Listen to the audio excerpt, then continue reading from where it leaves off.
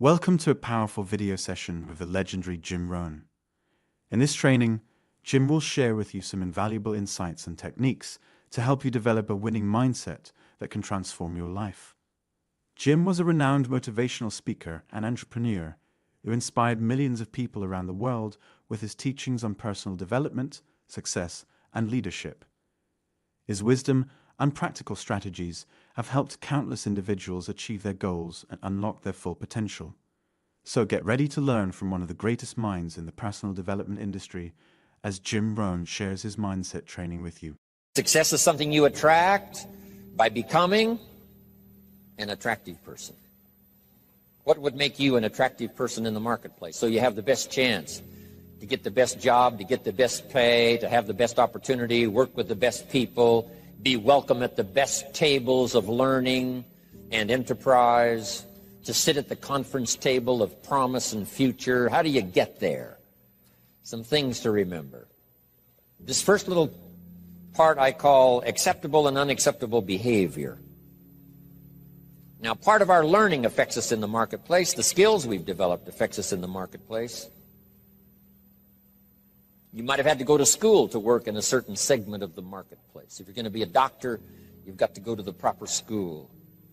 If you're going to be a lawyer, you've got to go to the proper school. But there's something else now that affects us all in the marketplace that I want to deal with here, and that's called behavior in the marketplace. Not just your skills, not just your learning, not just what you know, but how you behave.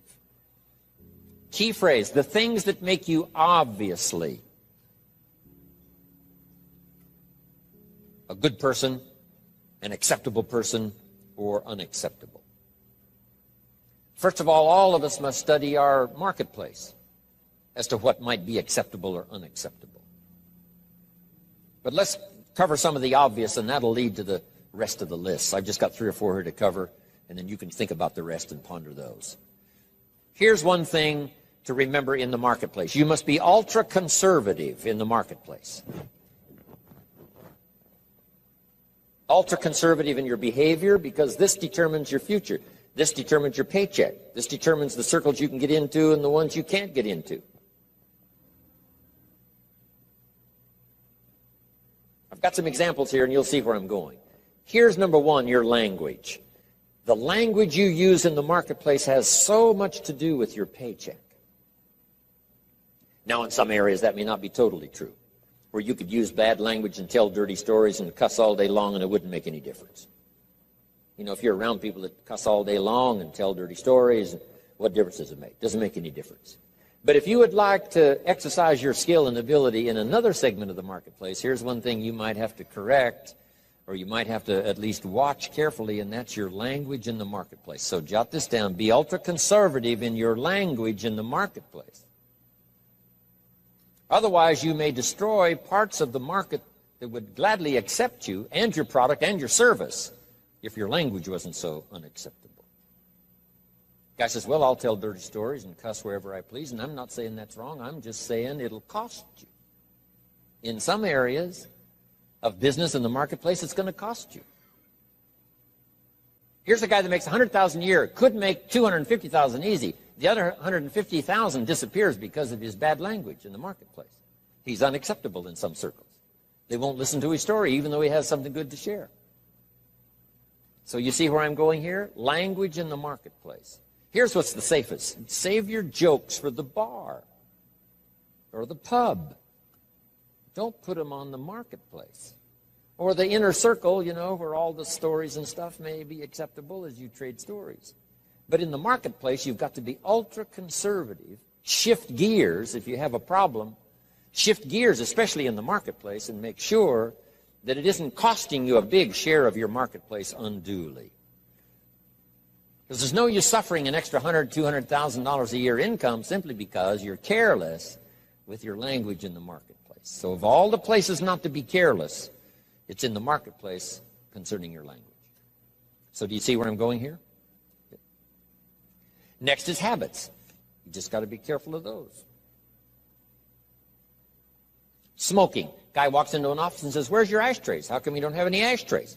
Well, ashtrays probably mean what? No ashtrays mean. Right? They don't smoke here. Oh, yeah, I forgot. So what I'm saying now, I'm not saying right or wrong to smoke. I'm just saying be careful in the marketplace that you aren't disturbing and wiping out and closing the door on a market you could enjoy simply because you're a bit careless about your habits. Habits. Now, I don't smoke, so I don't have this challenge for me, except a fine cigar after a unique meal. Some places around the world still know how to prepare a gentleman's cigar. It's kind of an interesting experience, mostly for show. As long as you know which end to dip in the brandy, right? But you see where I'm going here now on habits. Habits. Zig Ziglar talked about the man who was late. Who was late. I'm telling you, there's some circles, if you're late, you're not welcome anymore. You say, well, I've been late all my life. You know, if people don't like that, that's too bad. I'm saying that's okay. You can have that attitude if you want to, but what if it cost you $100,000 a year? Wouldn't you reconsider? That's too much to pay for the luxury of some habit that you could easily correct and maybe enjoy the benefits of a marketplace that's been closed up until now. This is all I'm saying. Take a look at your habits. Take a look at your language. Here's another one. Your dress. Now, sometimes dress changes regionally. In San Francisco on a business day, they wouldn't expect you to look like West Palm Beach.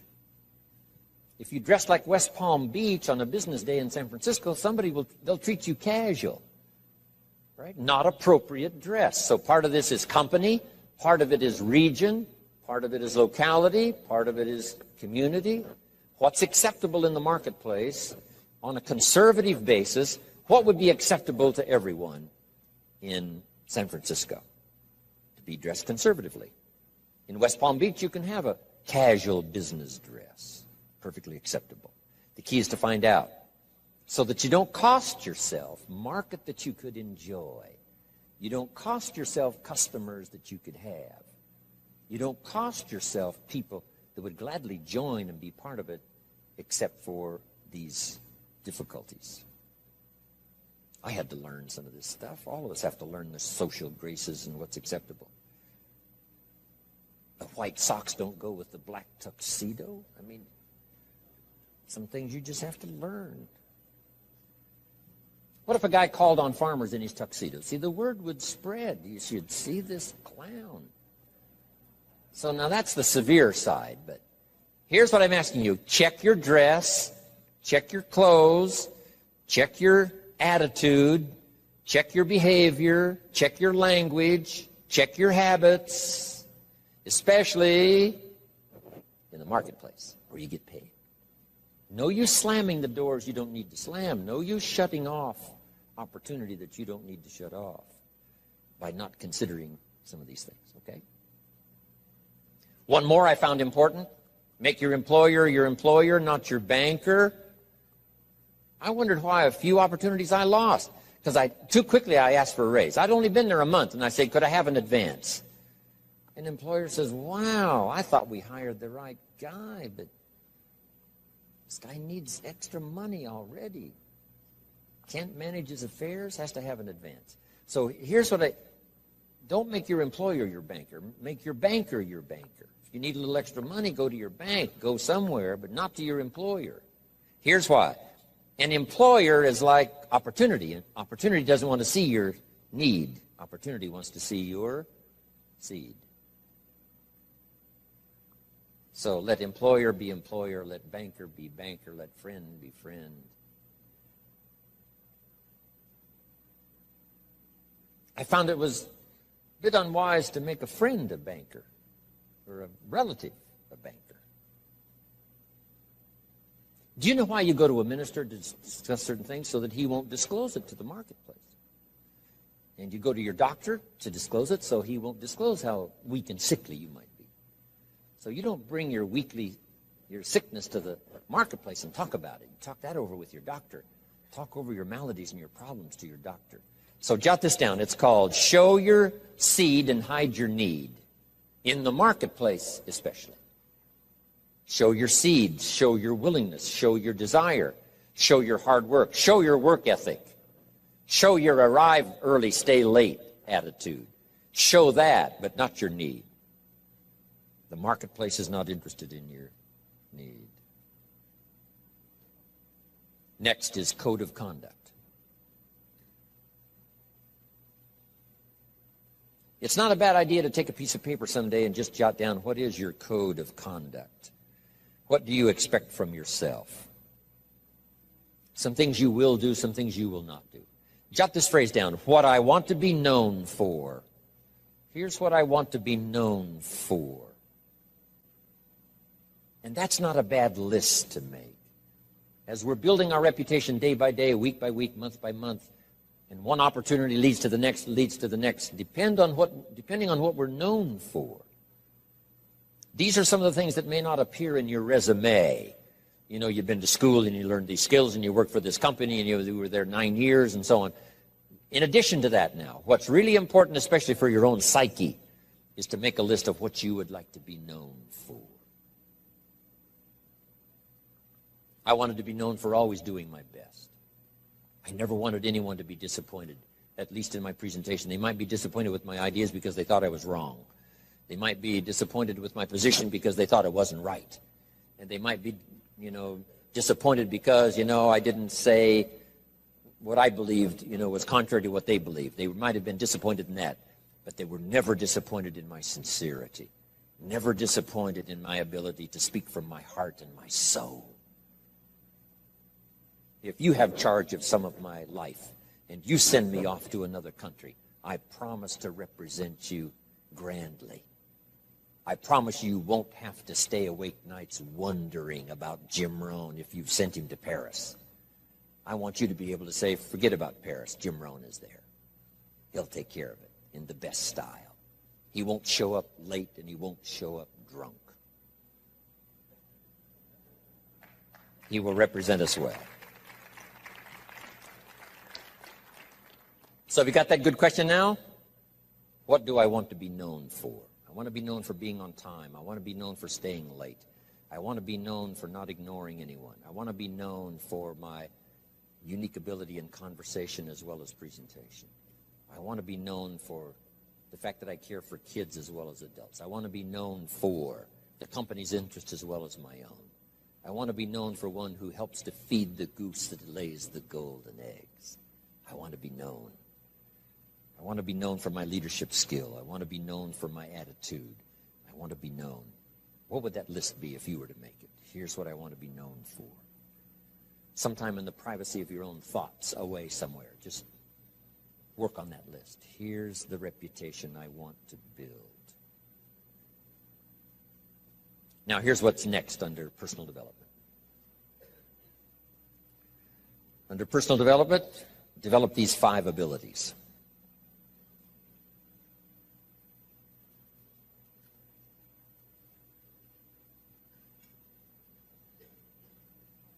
First of all is the ability to absorb.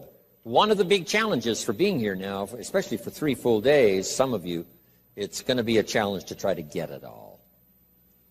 But I'm asking you to do that. In another seminar I do, here's a little phrase I have. For the future, pay attention. See if you can't get everything. Every word possible, every idea possible. It's easy to let your mind wander, right, and not really concentrate and dig in and make these days extraordinarily valuable for you. Absorb the atmosphere. Absorb the drama of the occasion. Absorb the spirit of the occasion. Absorb the reasons for coming here and then the reasons for going back home and making a difference. Absorb the variety of voices you're going to hear this weekend. And absorb the provocative ideas as well as the ones that you agree with. Absorb all of that. Take it all in. By listening intently, taking good notes, talking with each other. Here's one more. Absorb the drama of each other. You're going to have a chance to meet some excellent people here. Okay? Losers don't pay this kind of money to come to seminars. The reason why the price tag is substantial is because when you get here, you'll have an excellent chance of meeting some pretty good folks. Even if they borrowed the money to get here. At least they knew how to do that. Whatever it takes. So don't go away without meeting some people. Here's the next part. Listen to the testimonials. You may pick up some ideas from someone's testimonial that will be just as valuable as what I share from this podium. And sometimes a word spoken in private from someone's unique testimonial is so powerful. It's just as powerful as all the words given by the presenter. So take that all home. Key, absorb the chance for a new beginning. I don't know where you are at the moment. This is sort of mid-year. First 6 months, getting ready now for the last 6 months. And as you pause mid-year to contemplate the past and think about the future, as you ponder for a while ideas that you've already heard, anticipating that you're going to hear some more, how could that create for you a new beginning? There's so many ways to create a new beginning if you just think about it. Or think about the automatic ways of creating a new beginning. Here's a pretty good list. At the beginning of the day, this is a brand new day. I love to get up early now. I used to stay up so late. I got up late. I used to say if the good Lord wanted you to see the sunrise, he'd have made it later in the morning. But now I don't do that anymore. I try to get to bed as early as I can. Sometimes it's not easy, especially when you travel and with jet lag and all the rest, around the world. But I try to get up now early in the morning. Unique thing about early in the morning, you haven't messed up the day yet. I mean, it's just there. It's ready, fresh. It's like being born again. A new day is like being born again. A chance for a new day, a new life. You've never lived this day before. Only in your mind developing plans, but you've never actually walked into this day before. Now you have a chance to watch the sun come up and then stride into this new day. Call yourself a new person, whatever that little trick you have to learn. This is a new day for me. This is a new life for me. Next, at the beginning of the week, that seventh day, I think, has more than one purpose, the seventh day. So just make the note. How to best use the seventh day. It says what? 6 days of labor, working miracles, turning thoughts and faith into reality. Then after 6 days of miracle working, turning ideas into reality, now it says, take the seventh day. And yes, the seventh day could be for spirituality. Yes, the seventh day is to contemplate God. Yes, the seventh day could be called for worship. Yes, the seventh day is to take some time off. Yes, the seventh day is to be with your family. Yes, the seventh day is change of pace. But here's a good idea for the seventh day. To go back over the last 6 and get ready for the next 6. You just pause that seventh day. Because I have another little piece on that in this list of 5. And maybe now mid-year, having come here for this weekend, mid-year, you can think of ways to gather up what's happened to you since the first of the year till now. The drama, the disappointments, the highs and the lows and the mixture and the stock market and whatever's happened to you, these 6 months, and say, I'm going to go home and create a new beginning. I'm not going to be the same again after this weekend. You can conclude that, and I promise you, the days can be so extraordinary, you won't be able to believe it. So absorb everything. Take it all in. Don't miss anything. The sound, the music, the sights, the atmosphere. My friend Bill Bailey has this extraordinary gift. He doesn't miss anything. Better for him to go to Acapulco, come back and tell you about it, than it is to go yourself. And the reason is, if he goes, he won't miss anything. He'll soak up every detail. Every person he met, the food and the aromas and the sights and the sounds and the colors and the people and the countryside. Then he has the gift of language. When he comes back home, he can tell it to you. When he talks, you can feel the water lapping on your feet. You can smell the aroma of the food. You can see the colors and the people. Two gifts: to get it, second gift, to share it. And put it in dynamic words, leaving out no detail. Because here's the key to remember: the drama is in the detail. Lady tells me I've lost 60 pounds. I said, well, is that it? Is that the end of the story? She said, oh, no. Oh, no. There's a lot more to the story than that. And I said, well, I appreciate the number, but give me the details. What was going on in your life before? She says, well, misery you can't believe. I know I missed 3 good jobs just because I had too many pounds. And I says, how do you feel now? And she starts to cry. Wow, that's what I want to hear. The details. The drama is in the details. Give me the numbers, yes, but what does this number mean? For some people, the number means everything, before and after. The number means so much drama you can't believe, before and after. Before the day and after the day. Give me the details. Absorb, take it in, don't miss anything.